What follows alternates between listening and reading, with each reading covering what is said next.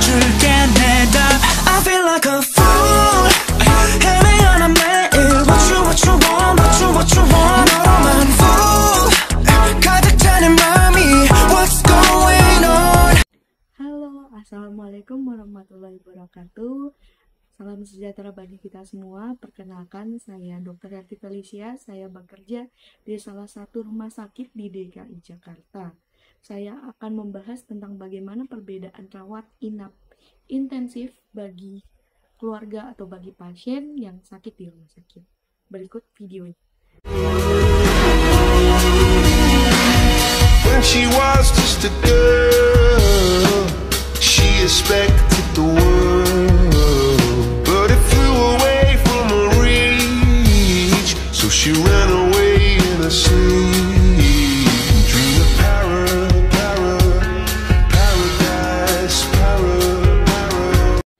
Saya akan membahas yang kedua itu tentang HCU atau yang disebut dengan High Care Unit. Jadi secara mudahnya HCU ini di bawah tingkatan dari ICU, tetapi di HCU ini masih memerlukan adanya observasi. Observasi ini dilanjutkan agar tahap ICU lalu ke HCU, dari ICU ke HCU itu sudah ada kestabilan dalam tetevingnya dan juga masih memerlukan observasi. Di observasi ini kita lihat dipantau tetevingnya dan juga segala macam obat-obatannya. Dari pihak dokter akan melayani dan akan mengobati pasien. Pelayanan HCO ini terdapat di Keputusan Menteri nomor 834 tahun 2010. HCU adanya meningkatkan efektivitas dan efisiensi bagi layanannya, bagi pasien. Jadi kondisi HCU ini di garis besar bawahnya itu adalah kondisi di mana respirasi, hemodinamik, dan kesadaran yang stabil.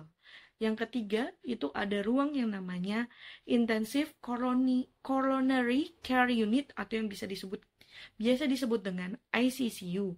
ICCU itu sebetulnya sama dengan ICU, namun di sini dibedakan. Khusus yang ICCU adanya Intensive Coronary Care Unit.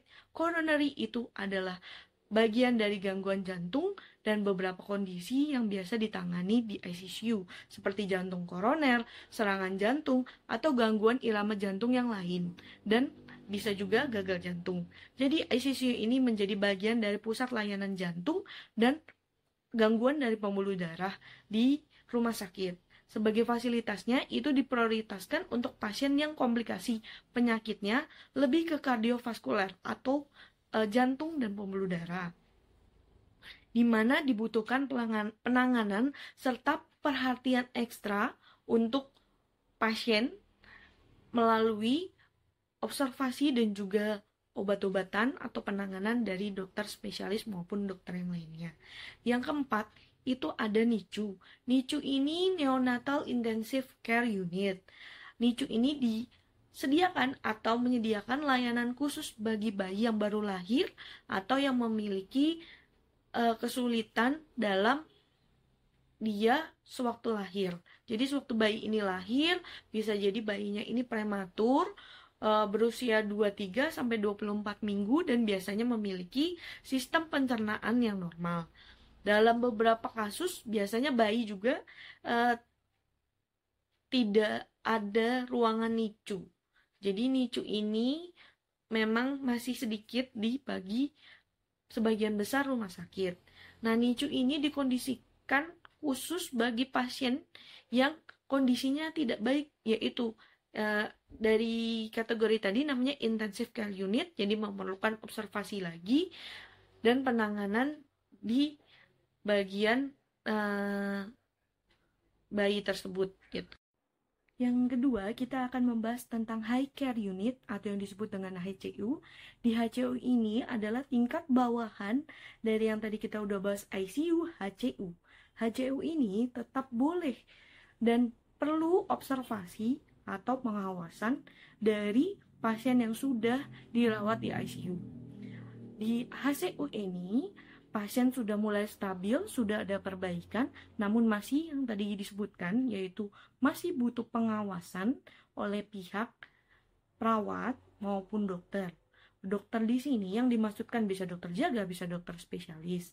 Di pelayanan ini disebutkan adanya Keputusan Menteri nomor 834 tahun 2010 bagaimana pelayanan ini menjadikan efisiensi layanan di HCU untuk memperbaiki kondisi respirasi, hemodinamik, dan juga kesadaran yang stabil bagi pasien. Yang ketiga, ada disebut juga dengan ICCU. ICCU itu Intensive Coronary Care Unit atau yang disebut dengan ICCU. Di sini di garis besar coronary yang berarti itu pembuluh darah yang di mana ada gangguannya pembuluh darah. Nah, tadi ada ICU, di sini ada ICCU. ICCU ini sebagian besar adalah membahas tentang jantung dan juga pembuluh darah. Di sini ada gangguan jantung seperti serangan jantung, gangguan irama jantung, dan juga bisa mengalami komplikasi gagal jantung. ICCU juga merupakan pusat pelayanan jantung dan pembuluh darah yang memprioritaskan pasien penyakit utamanya disebabkan oleh jantung atau komplikasi dari penyakit tersebut. Seperti itu. Jadi membutuhkan penanganan serta perhatian ekstra. Makanya pasien dengan serangan jantung atau gangguan jantung dirawat di ICCU seperti itu. Yang keempat, ada ruangan yang namanya Neonatal Intensive Care Unit atau yang disebut dengan NICU.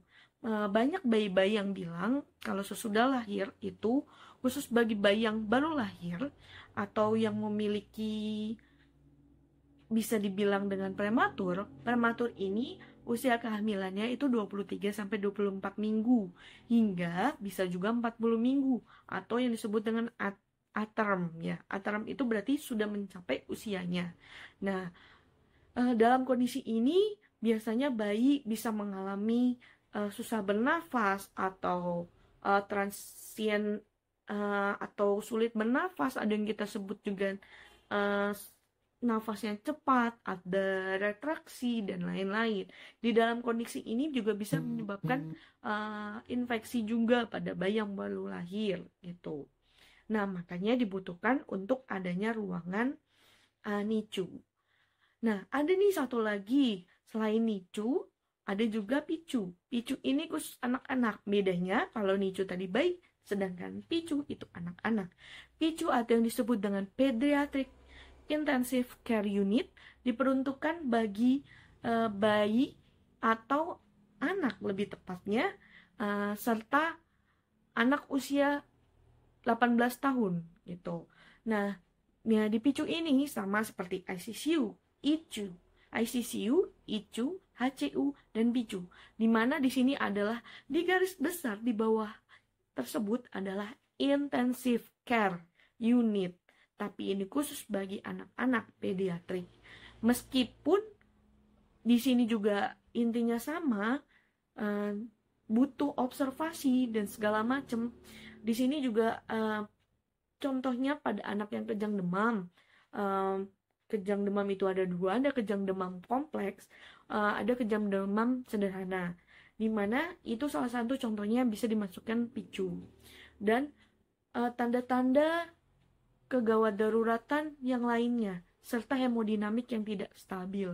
Seperti itu, makanya diperlukan bagi anak-anak juga bisa dirawat di PICU gitu. Nah, dari semua ini ada ICU, ICCU, PICU, NICU, dan HCU. Semua ini termasuk dalam kondisi di mana semua memiliki pengawasan, ruang pengawasan.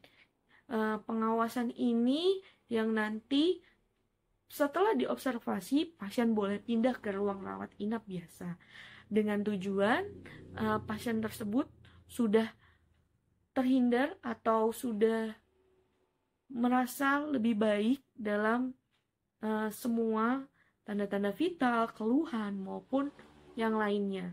Baru pasien boleh dipindahkan di ruang rawat inap biasa. Tadi saya sempat bilang TTV.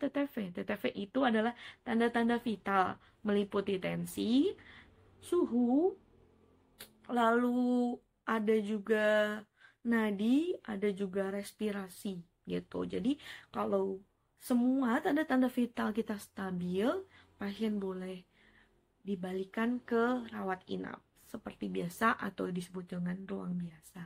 Seperti itu. Terima kasih atas kesempatannya untuk boleh mendengar dari edukasi saya mengenai ruang rawat intensif di rumah sakit. Memang video ini sangat singkat, tapi mudah-mudahan dari saya dapat dimengerti, dapat diterima dengan baik penjelasan saya. Dan saya mengucapkan Assalamualaikum warahmatullahi wabarakatuh. Salam sejahtera bagi kita semua. Dadah.